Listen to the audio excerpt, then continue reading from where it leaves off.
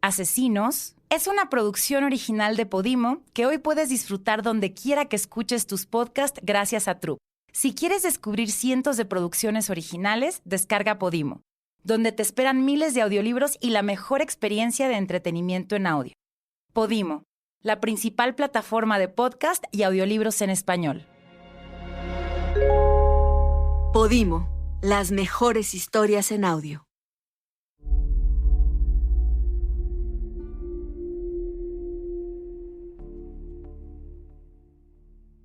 Cuando yo escucho Las Poquianchis, lo que inmediatamente me llega a la mente es la película de Enrique Casals de 1975. Creo que esa fue mi primera referencia sobre estas mujeres criminales que son consideradas como las primeras asesinas seriales en la historia de México. Además, muy proactivas, muy proactivas. Yo no vi la película en su estreno porque es de 1975 y estaba todavía muy chico.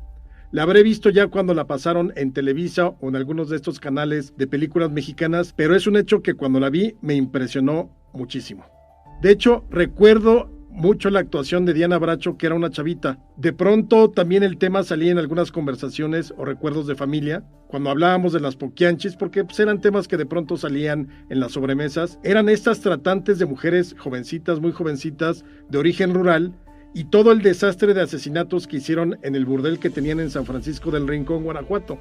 Cuando teníamos estas comidas, pues desde luego nadie pensaba en San Francisco del Rincón. Con el tiempo, el lugar se convirtió en uno de los más famosos de México porque hay que recordar que ahí tiene su rancho el expresidente de México, Vicente Fox. Pero desde luego, Las Poquianchis no fue una historia con la que yo creciera. Había otras que quizás me causaron más impacto, sobre todo siendo niño, allá por los 70s u 80s, pero insisto, Las Poquianchis, y mi primera referencia habrá sido a través de la película de Felipe Casals.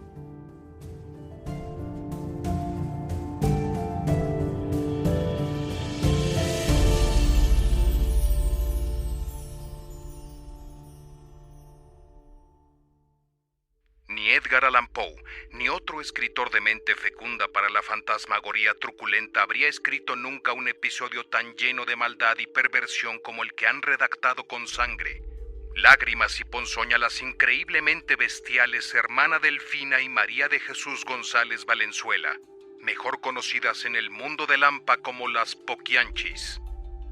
Cuesta trabajo pensar que dos mujeres, a las que se les supone un mínimo de ternura y de caridad, sean capaces de ordenar a sangre fría y aún en plena perturbación cosas tan terribles como las que vivieron las infelices mujeres a las que secuestraban y explotaban por tantos años, en el peor de los mundos de la delincuencia, como es la prostitución.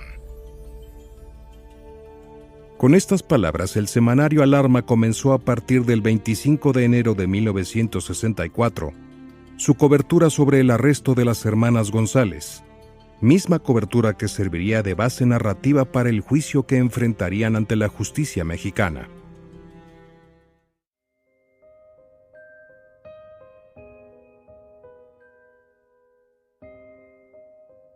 Asesinos es un podcast producido por Scriptum en exclusiva para Podimo, la principal plataforma de podcast y audiolibros en español.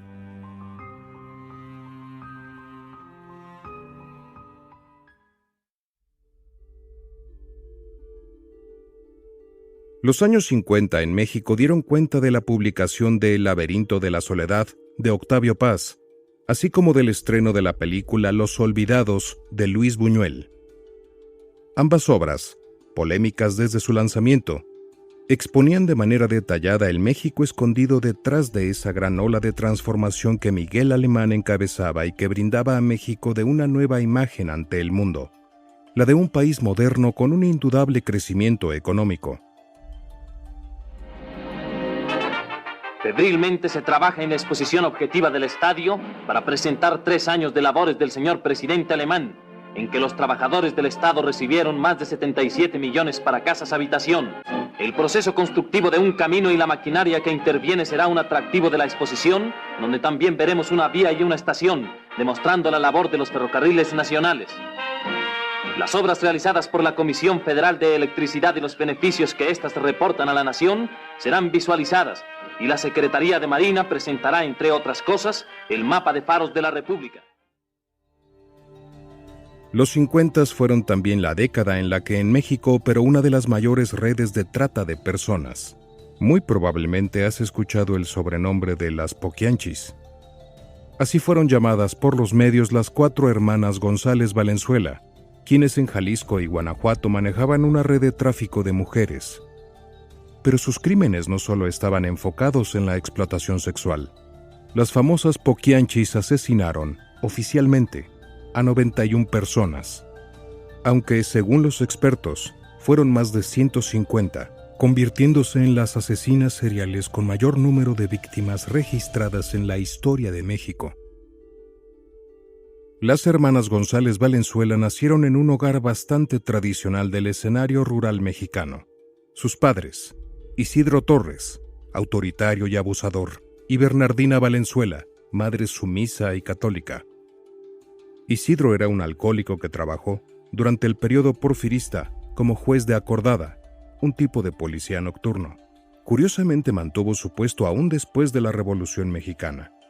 Era, sin duda, el trabajo ideal para un hombre violento, prepotente y autoritario que con frecuencia golpeaba a su esposa y a sus hijas. Se cree que, incluso, obligaba a sus hijas a ver las torturas y ejecuciones de los presos. Bernardina Valenzuela, la madre, era el arquetipo de la mujer abnegada y fanática de la religión católica que se sometía a la voluntad y a la violencia de su marido como designio de Dios. María del Carmen, la hermana mayor, Delfina, la líder del grupo, María Luisa y María de Jesús, en realidad se apellidaban Torres, pero en una ocasión, en un acto autoritario e impulsivo, su padre mató a un hombre sin tener autoridad para ello y se vio obligado a huir, por lo que después se cambió su apellido por el de Valenzuela.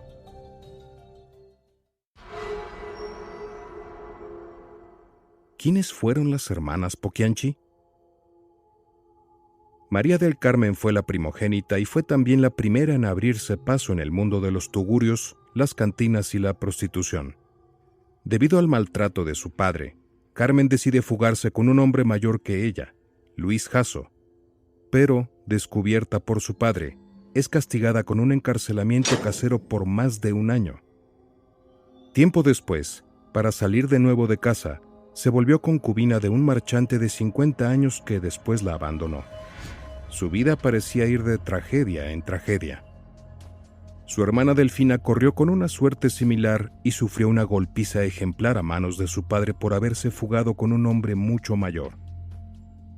Lo curioso es que Delfina fue la más astuta y la más cruel de las 4 hermanas. Fue ella quien se inició primero en el ejercicio de la prostitución, para encontrar después el nicho de oportunidad en la trata de personas. Fue la única que concibió un hijo. María de Jesús no era tan aventurada como sus hermanas. Se dedicó a viajar con las mujeres a las que explotaba por diferentes rancherías, pero les pagaba mejor que sus hermanas y solía ser menos rígida que estas últimas. María Luisa, la menor de las hermanas González Valenzuela, trabajó 10 años como cajera en la cantina de Delfina. Durante ese tiempo ahorró cada centavo para no depender del truculento negocio. Fue la única de las 4 hermanas que nunca se prostituyó. El negocio familiar inició como una cantina. Se cree que allí Delfina concibió la idea de ampliar el giro del negocio mediante la construcción de unos cuartos aledaños al lugar. Con ayuda de su hermana Carmen, buscó a algunas mujeres del pueblo que se dedicaban a la prostitución. Les bajaron las estrellas y la luna, y el negocio, en la tierra que las vio nacer, se puso en marcha.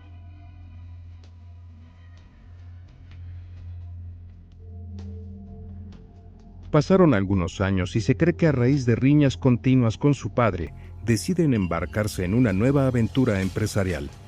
Y para 1941 se animan a incursionar en el negocio de las ferias. El primer destino, San Juan de los Lagos.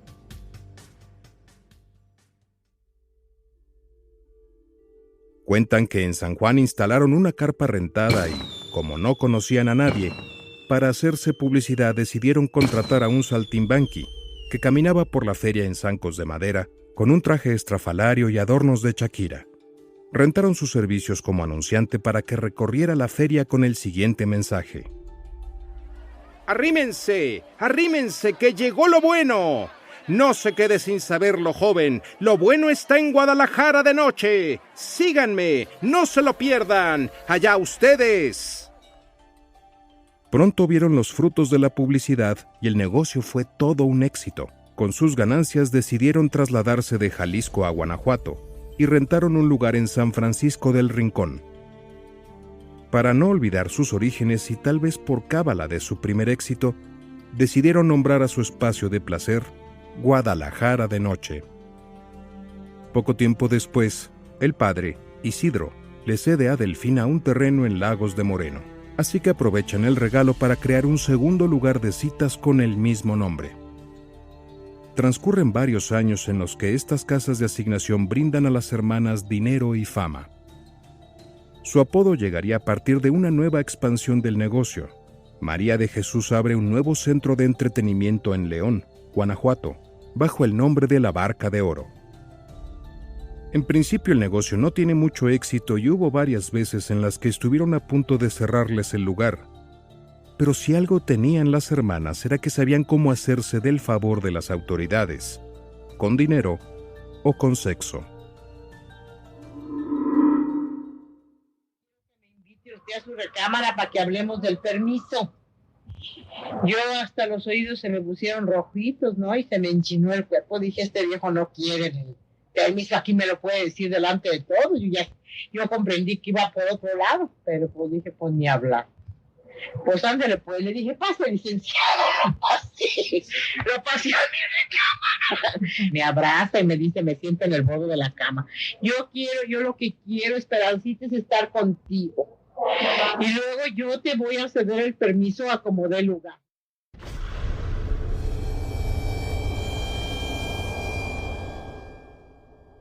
El éxito súbito de La Barca fue tal que María de Jesús decide cambiar de local por un prostíbulo más amplio, llamado Poquianchis, en honor al que en ese entonces era dueño del lugar. María de Jesús decide dejarle el afamado nombre y es a partir de allí que, de forma generalizada, cada vez que se hablaba de las hermanas, estas eran llamadas las Poquianchis.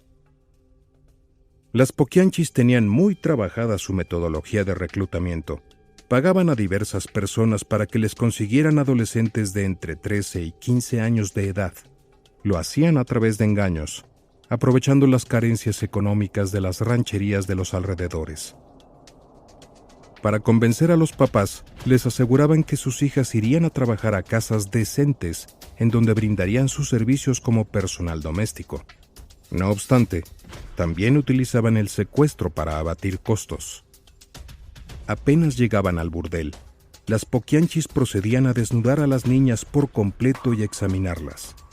Si consideraban que tenían suficiente carne, los ayudantes que habían contratado se encargaban de violarlas, uno tras otro, vaginal y analmente.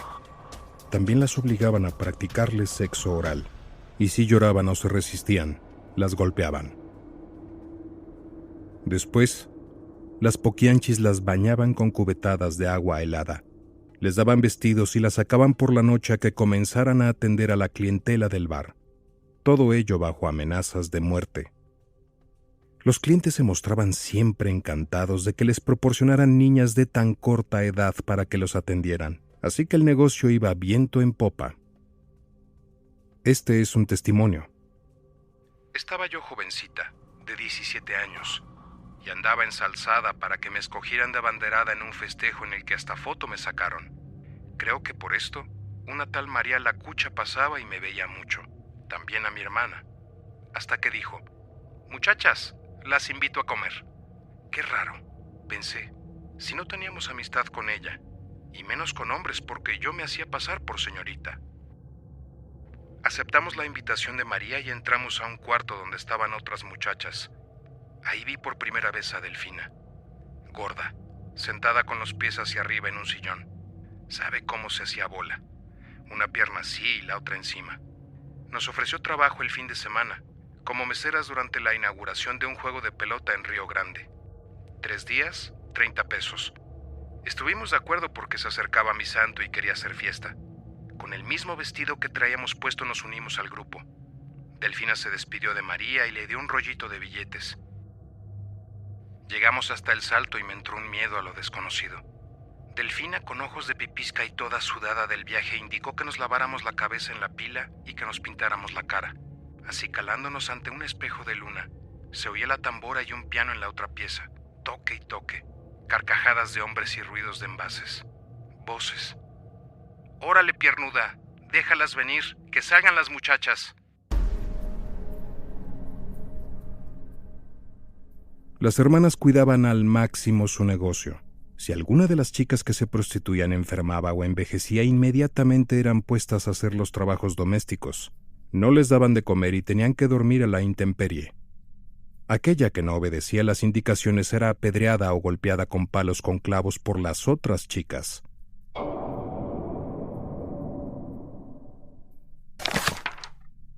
Hice el trabajo como me lo ordenaron. Cuando la calavera vio que el agujero estaba tapado, la tierra apisonada y las sobras regadas por el corral, era de día. Me llevó a la cocina y me dio un almuerzo de chicharrones que ella acababa de guisar. Cuando estaba comiéndomelos, entró a la cocina una muchacha y le preguntó a la calavera cómo seguía Blanca. La calavera contestó que se había puesto tan enferma que habían tenido que llevarla otra vez al hospital. Hasta entonces comprendí lo que había estado haciendo toda la noche. Este es un pasaje del libro Las muertas de Jorge Ibargüengoitia y escrito con base en la vida de las famosas hermanas González Valenzuela. La ficción del escritor mexicano no estaba alejada de la realidad. Cuando alguna de las prostitutas llegaba a cumplir 25 años, las poquianchis ya la consideraban vieja. A las muchachas que ya no servían ni para dar servicio ni para ayudar en las labores de limpieza, se les desechaba. Se dejaba morir de hambre en el encierro, o incluso hubo mujeres que eran llevadas a la azotea para luego perder la vida al resbalarse accidentalmente.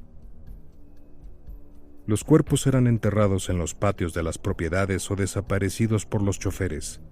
Los asesinatos se convirtieron en la forma ideal de solucionar cualquier problema que aquejara al negocio. No hubo misericordia ni siquiera para los bebés. Al ser un estorbo para las labores, las poquianchis los dejaron morir de hambre o eran ahorcados y asfixiados. Las investigaciones arrojaron más de 90 cadáveres de mujeres jóvenes, recién nacidos y fetos. Las hermanas González Valenzuela no fueron autoras materiales de ningún homicidio. La inmensa mayoría de los asesinatos de los que se les acusó fueron cometidos por matones a sueldo, proxenetas contratados por ellas, cuidadores y guardaespaldas. Eso sí, todos ellos fueron ordenados o fueron llevados a cabo con el visto bueno de las hermanas.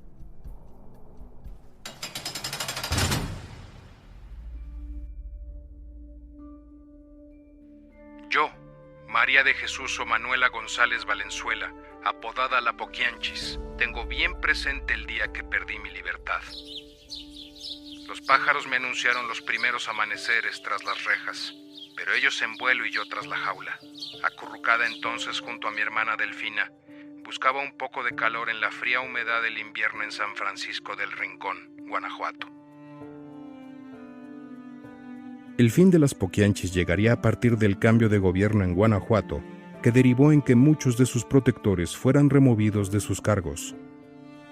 El nuevo gobierno emitió en 1962 una ley que prohibió la prostitución en el estado. Como consecuencia, se clausuraron sus negocios en San Francisco del Rincón y en León y se vieron obligadas a regresar a Jalisco. En 1963, el asesinato del hijo de Delfina y único heredero del negocio desencadenó la ira y venganza de su madre. Tras cobrarse con sangre la vida del hijo que le arrebataron, tuvo que huir de Jalisco a una ranchería polvorienta de Guanajuato, tal y como en su momento lo hizo Isidro, su padre. La vida de esta familia fue desde el inicio vida de forajidos. Delfina, la hermana más lista para los números, aún con el riesgo de ser descubierta, decide abrir en esa ranchería un prostíbulo clandestino, replicando las prácticas inhumanas y crueles que la caracterizaban.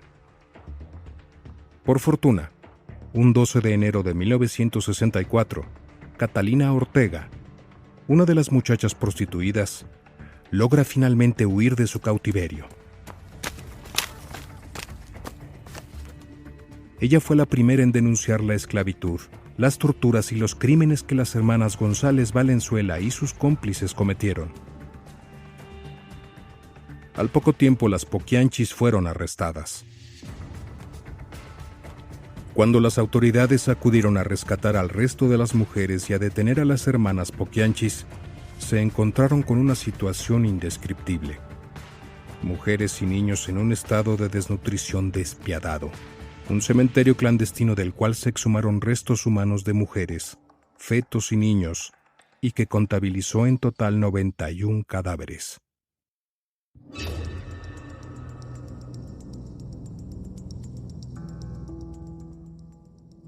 Los crímenes de las Poquianchis son más o menos de mediados de los años 60. Yo todavía no nacía por entonces, pero lo que siempre quedó es una imagen en la sociedad, en el imaginario colectivo, acerca de este crimen por lo morboso, por lo atractivo que resultó para la página roja de los periódicos, y al menos para mí eso me llevó muchas veces a pensar en estos periódicos alarmistas, amarillistas que se vendían por entonces. El más famoso de todos ellos fue el periódico Alarma. El Alarma, como se sabe, alcanzó mucha fama debido a la manera como trataban este tipo de noticias como las Poquianchis, que desde luego tuvieron en su momento su primera plana.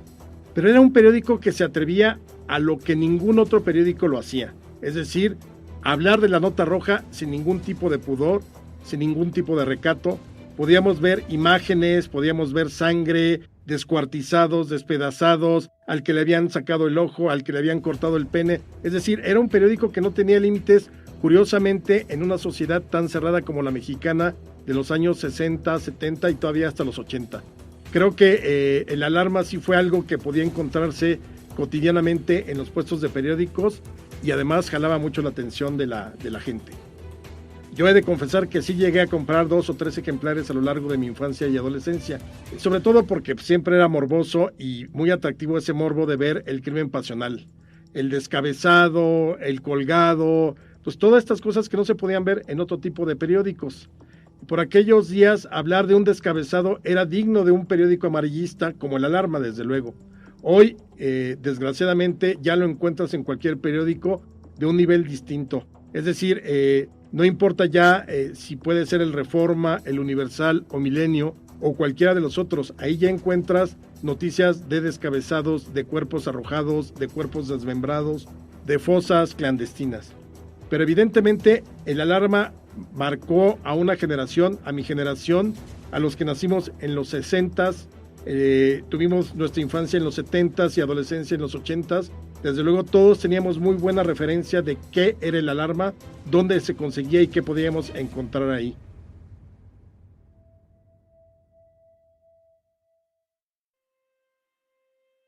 La revista Alarma, el semanario de nota roja más popular de México, curiosamente cumplió la función de vocero de un sector de la población conservadora de Guanajuato.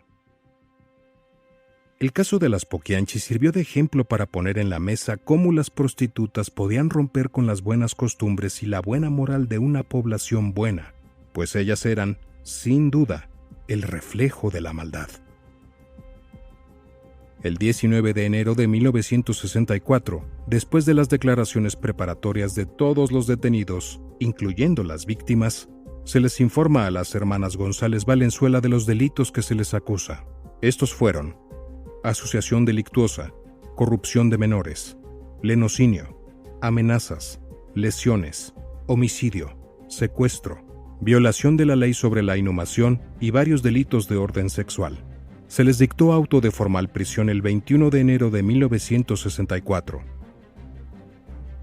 El juicio estuvo lleno de situaciones irregulares.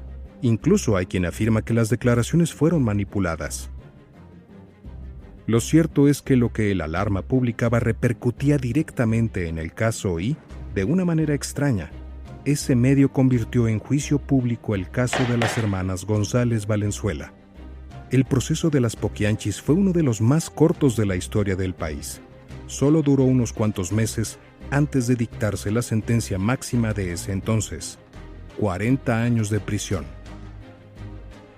De las 4, la única que sí cumplió la condena completa fue María de Jesús. Salió libre en la década de los 80. Delfina murió al caerle un tambo de cemento en la cabeza, tras la remodelación del penal de Irapuato. Carmen falleció de cáncer antes de que las apresaran y María Luisa murió en su celda. Las Poquianchis sin duda son parte del imaginario colectivo mexicano, no solo por haber cometido tantos crímenes, sino por su peculiar modo de vestimenta, siempre de negro, como si estuvieran de luto perpetuo. Y no solo eso. Se oponían a relaciones homosexuales, ya que los clientes estuvieran con más de 2 de sus meretrices, porque, como lo señaló María de Jesús, más valía ganar poquito, pero sin pecar ni ofender a Dios con esas cosas.